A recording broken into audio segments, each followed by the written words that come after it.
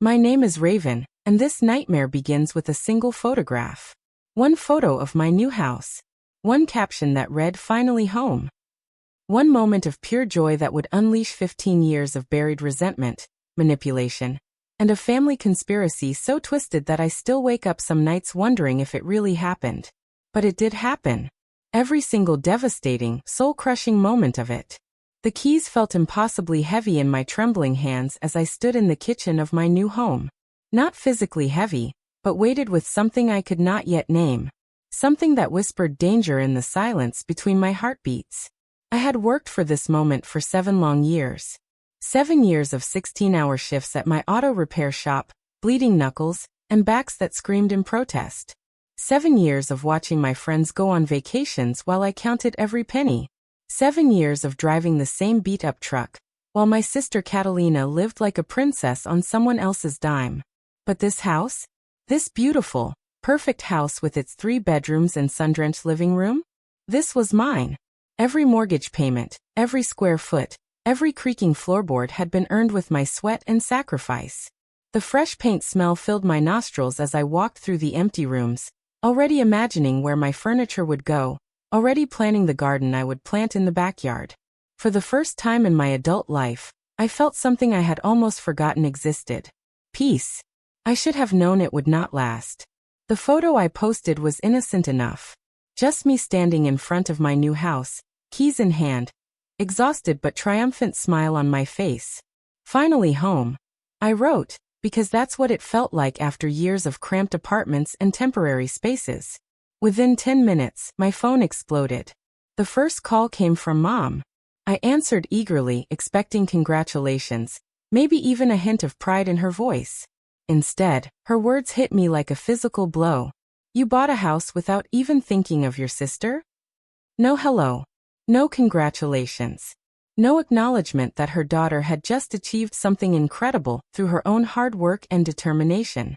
Just immediate, crushing disappointment. I stood frozen in my new kitchen, phone pressed against my ear, trying to process what I was hearing. "I am sorry, what?" I managed to whisper. "You know Catalina has been struggling with rent.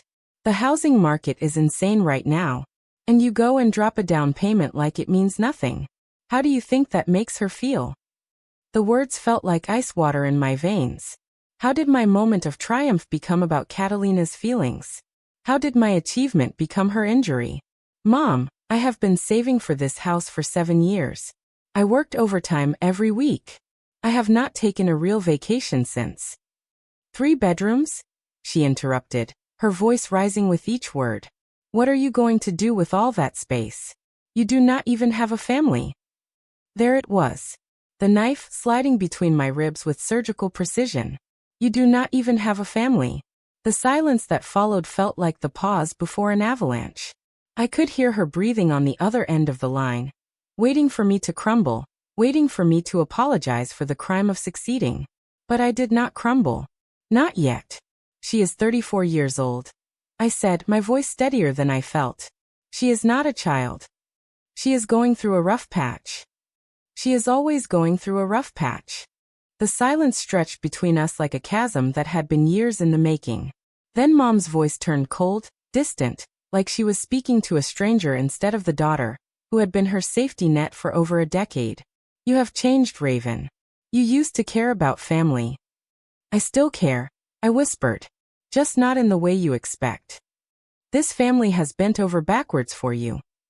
The lie was so brazen, so completely divorced from reality, that I almost laughed. Bent over backwards? When I was 18 and desperate to go to college, they told me to get a job. When Catalina wanted to backpack through Europe at 25, they handed her a credit card. When I got pneumonia and could barely stand, I still worked every day because the shop depended on me. When Catalina got a cold, Mom would drive across town with homemade soup. Did it? I asked, and for the first time in my life, I heard something in my voice that scared me. Something sharp and unforgiving. Because I remember working double shifts while Catalina was finding herself in Paris. I remember eating ramen noodles while she got designer clothes for every season. Mom's sharp intake of breath told me I had crossed a line that had been invisible until this moment. That is not fair. What is not fair is acting like this house belongs to anyone but me. The call ended with a click that felt like a door slamming shut on my childhood. I stood in my empty living room, staring at the phone in my hand, trying to understand what had just happened. The sun was still streaming through the windows. The house still smelled like fresh beginnings. But something had shifted, something fundamental and irreversible. That night, I lay on a cheap mattress on the floor, staring at the ceiling of my new bedroom. The boxes stacked against the walls looked like silent witnesses to my confusion. My phone buzzed constantly with text messages, each one feeling like another small wound. I did not answer any of them. The next morning brought a flood of messages that made my blood run cold. They were from relatives I had not spoken to in years, friends of friends, people who had somehow heard a version of my story that I did not recognize. So proud of you for doing the right thing for Catalina. She really deserves this break. Aunt Miranda. When is Catalina moving in? Can't wait to see how she decorates the place. Cousin Jamie. Your parents raised such a generous daughter. Catalina is so lucky to have you. A family friend I barely remembered. I read each message 3 times, my hands shaking more with each pass. They were congratulating me for something I had never done, praising me for a decision I had never made. Somehow, in the span of one night, my house had become Catalina's house in the minds of everyone who mattered. But I had never promised her anything. I had never even spoken to her about the house. The realization hit me like a physical blow. This was not a misunderstanding. This was orchestrated. My phone rang. Dad. I almost did not answer, but something in me needed to understand what was happening. Morning, sweetheart, he said, his voice carefully measured. Did you know your mother told people you bought the house for Catalina? The question hung in the air like smoke from a fire I had not started. She what? People are talking, Raven. She might have mentioned something about you helping your sister out. She told Aunt Miranda I was gifting Catalina my house. A pause. Just long enough for him to think, to calculate, to choose his next words carefully. Well, if that is what ends up happening, what is the big deal? The world tilted on its axis. My own father, the man who taught me to work hard and stand on my own 2 feet, was asking me to hand over everything I had earned to my sister like it was a reasonable request. It is not happening, I said, each word sharp as broken glass. I bought this house for me. With my money. My name is on every document. You would not have gotten this far if we had not stepped in when you needed it. Another lie. Another rewriting of history. The training course he was referring to had cost $800 15 years ago. I had paid them back within 6 months, with interest. I have paid you back for that 5 times over. He did not deny it. He just shifted tactics. You think we wanted to help only to be thrown aside later? We invested in you because we believed in you. And now your sister needs someone to believe in her. That is not an investment, Dad.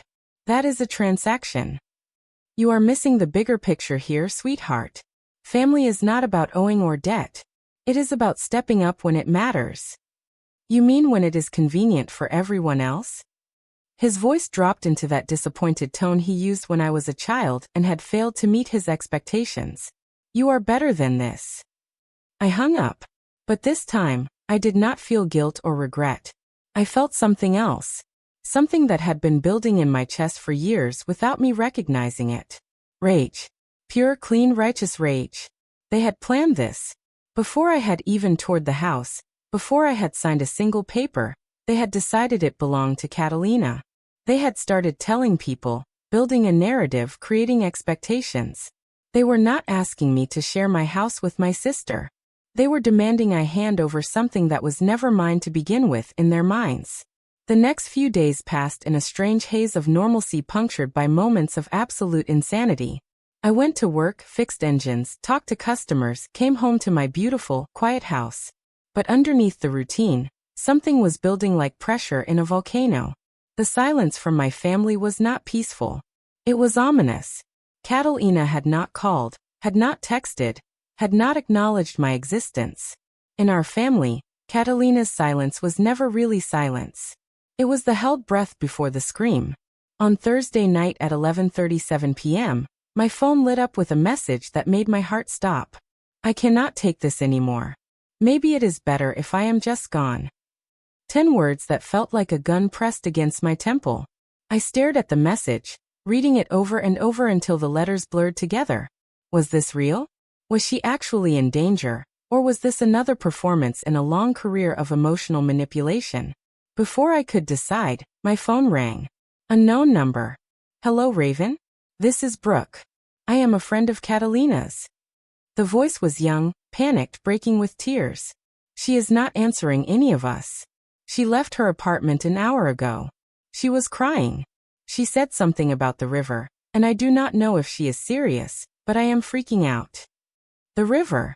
Of course it was the river. When we were teenagers, Catalina used to threaten to jump off the bridge whenever she got in trouble. It never happened, but it always got her exactly what she wanted.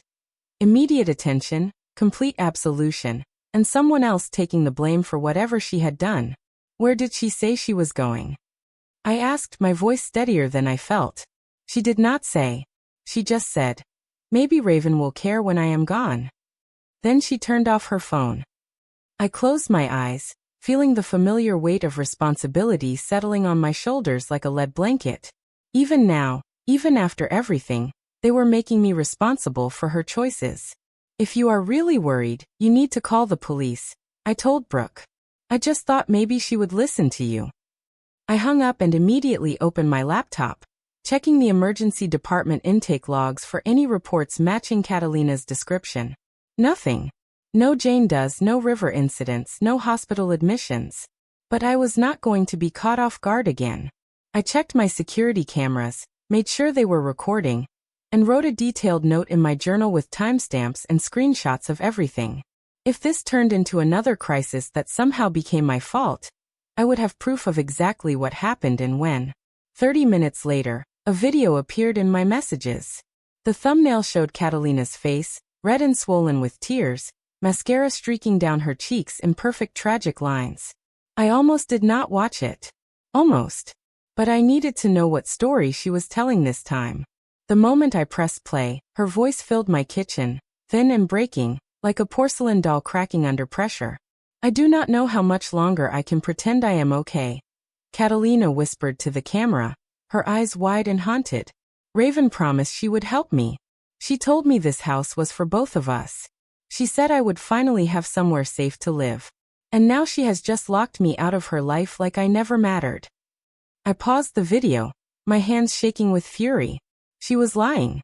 Boldly, completely, effortlessly lying. I had never promised her anything. I had never even discussed the house with her before I bought it. But she was not done. I trusted her. I believed her when she said family comes first. I do not understand how someone can just throw away everything we have been through together. Beneath the video was a GoFundMe link with a goal of $15,000. Help me rebuild my life after being abandoned by my sister. The description was a masterpiece of manipulation. Single mother struggling with trauma, betrayed by the one person who promised to help, no home, no safety, just trying to survive and give my son a better life. Single mother. That was new. Last I checked, Catalina's son was actually her rescue dog, but apparently trauma made you creative with definitions. I closed my laptop and sat in the dark of my kitchen, processing what had just happened. She had not just lied about our relationship. She had created an entirely fictional narrative where I was the villain, and she was the victim of my heartless betrayal. And people were believing it.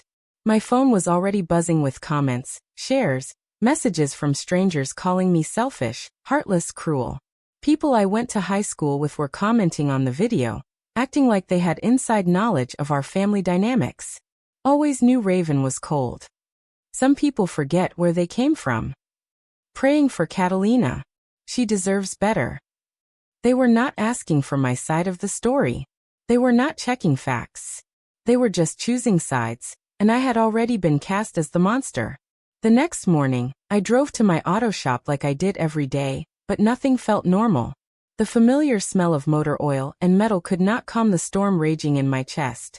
When I walked in, Javier, my best mechanic, gave me a look that said everything. You saw it? I asked. He nodded. Does not mean it is true. But it did not matter what was true anymore. What mattered was what people believed. And they believed her. By noon, I had 3 customers cancel their appointments. By closing time, a woman I had never met walked into my shop and asked if it was true that I had abandoned my sister. She was never promised this house, I told her. She never lived with me. I have not even seen her in person in weeks. The woman gave me that polite, disbelieving smile that said she had already made up her mind. Well, people are saying otherwise. That night, I sat in my truck outside my house for 20 minutes before I could force myself to go inside. The walls that had felt like sanctuary now felt like a cage.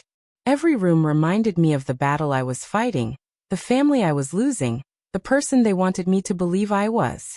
My phone buzzed with a text from Mom. We did not want it to go this way, but you left us no choice. I stared at those words until they burned themselves into my memory. They had orchestrated this entire situation, and now they were acting like they were the victims of my stubbornness. But they had made one crucial mistake. They had underestimated me. The certified mail arrived on a Tuesday morning. The envelope was thick, official, stamped with the return address of a law firm I had never heard of. My hands were shaking as I signed for it, and I carried it into my house like it might explode. Inside were papers that made my blood run cold. A cease and desist order, accusations of withholding family property, claims of emotional distress, and demands that I resolve the matter privately or prepare for formal litigation. The most infuriating part was their claim of prior verbal assurances that I had intended to gift the home to Catalina. They were turning their fantasy into legal reality, using my silence as evidence of guilt. But they had picked the wrong fight with the wrong person. I called Sofia Rodriguez, the best family attorney in the county. A former client had recommended her, saying she was ruthless when people tried to manipulate the system. Within an hour, I was sitting in her office, laying out the entire twisted story. Sophia read through their papers with the expression of someone who had seen this kind of manipulation before. They do not have a case, she said finally. This is intimidation, not litigation. But we need to respond officially, just to establish a paper trail. I want more than a response, I told her. I want to go on offense. She smiled, and for the first time in days, I felt like someone was on my side. That afternoon, I posted everything. Screenshots of Catalina's lies, copies of the threatening letters, bank records showing exactly who had paid for what. I wrote a detailed timeline of events, complete with receipts and evidence. Here is the truth they will not tell you, I wrote. Since they have chosen to make this public, you deserve to see all the facts. The response was immediate and overwhelming. Within hours, people who had donated to the GoFundMe were demanding refunds. The fundraising platform removed Catalina's page for violating their terms of service. Messages of support poured in from people sharing their own stories of family manipulation and financial abuse. But I was not done. 2 days later, I learned something that made everything click into place with sickening clarity. A real estate agent named Marcus Wells contacted me, saying he needed to clarify something that had been bothering him. I showed your house to your parents and sister about 3 months ago, he said. Before you even toured it yourself. They walked through it like they already owned it. Your sister was talking about which room would be hers, where she would put her furniture. Your mother kept saying how perfect it would be for Catalina's fresh start. 3 months before I had even seen the house. They had been planning this from the beginning, deciding my future without consulting me, dividing up my life like I was not even present for the conversation. I was not their daughter. I was their retirement plan, their safety net, their solution to the Catalina problem they had created by enabling her for 34 years. But the final blow came that weekend, when I returned from grocery shopping to find a car seat on my front porch. Inside was Kingston, Catalina's 3-year-old son, asleep and bundled in blankets. A note was taped to the handle. I am trusting you to do the right thing. She had abandoned her child at my house without warning, without discussion, like he was a package she could not be bothered to deliver properly. I brought Kingston inside, made sure he was safe and comfortable, then called the police to file an official report. Not to get Catalina arrested, but to document that this was not abandonment I had agreed to. If she tried to twist this story too, I would have proof. But I was done being reactive. It was time to end this. The next morning, I drove to my childhood home for what I knew would be the last time. Mom answered the door with her arms crossed, like she had been expecting me. "You should not be here," Dad said from the hallway. "Too bad." I walked into the living room like I owned the place, which, ironically, I had helped pay for over the years. "You forged legal documents. You turned family into warfare. You abandoned a child on my doorstep. This ends now." Mom's face crumpled into fake tears. "We just wanted what was best for Catalina." "No," I said, my voice steady as stone. "You wanted what was easiest for you. You wanted someone else to solve the problem you created by never making her face consequences for her choices." Dad stepped forward, his face red with anger. "We helped you when you had nothing. You gave me an $800 loan 15 years ago, and I have paid you back in money, labor, and emotional support ever since. We are even." The silence stretched between us like a chasm that could not be bridged. "If you or Catalina come near my property again," I continued, "you will hear from my attorney. No more games. No more manipulation. No more using me as your backup plan." I turned to leave, then paused at the door. "And the next time you want to tell people a story about me, make sure it is true. Because I am done staying quiet to protect your feelings." The weeks that followed were strangely peaceful. Sophia handled all the legal responses. The social media storm died down. Catalina picked up Kingston and moved back in with our parents, where she belonged.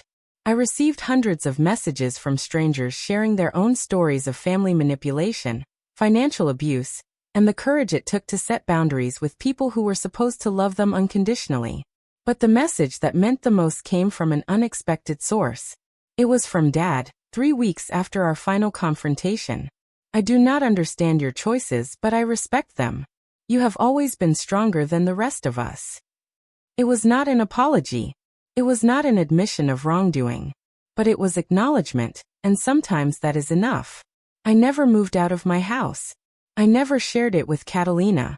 I never apologized for choosing myself for once in my life. Instead, I learned something that took me 32 years to understand.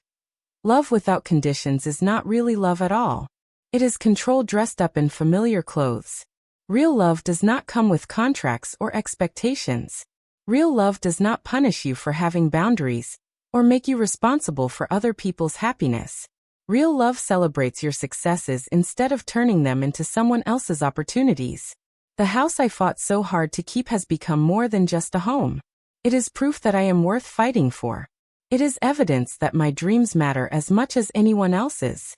It is a daily reminder that I do not have to sacrifice my future to fix other people's mistakes. Sometimes I stand in my kitchen, keys in my hand, and remember that moment when everything changed. When I chose myself over their comfort. When I decided that being the good daughter was not worth losing myself. It was the hardest thing I have ever done. It was also the most necessary. Because here is what I learned from this whole devastating, life-changing experience. Protecting your peace is not selfish. Setting boundaries is not cruel. And walking away from people who hurt you is not giving up on love. It is choosing a different kind of love. The kind that starts with loving yourself enough to say no. The kind that recognizes you cannot save someone who does not want to be saved. The kind that understands family should lift you up, not tear you down. I made peace with the silence that followed. I made peace with the distance. I made peace with being misunderstood by people who never really knew me anyway. Most importantly, I made peace with the choice to save myself. And if you are reading this, wondering if you have the strength to set boundaries with people who claim to love you while treating you like you do not matter, let me tell you something. You do have that strength. You are worth fighting for. Your dreams matter. Your peace is not negotiable. And sometimes, the most loving thing you can do is walk away from people who refuse to see your worth. Take it from someone who learned the hard way. You cannot pour from an empty cup. And you cannot save people who are determined to drown. But you can save yourself. And that is enough. That is everything. Have you ever felt like the backup plan in your own family? Like your needs were always negotiable, but theirs were law? Share your story in the comments below. Let me know if this resonated with you by dropping a heart emoji. Your experiences matter, and you are not alone in this struggle. If this story moved you, if it helped you feel less alone, if it gave you permission to put yourself first for once in your life, please subscribe to our channel. We share real stories about real struggles, and we believe in the power of truth to heal and transform lives. Remember, you are not responsible for fixing other people's problems. You are not obligated to sacrifice your happiness for someone else's comfort. And you are absolutely worthy of love that does not come with conditions. Thank you for listening. Thank you for seeing me. Thank you for understanding that sometimes, the most radical act is simply refusing to disappear.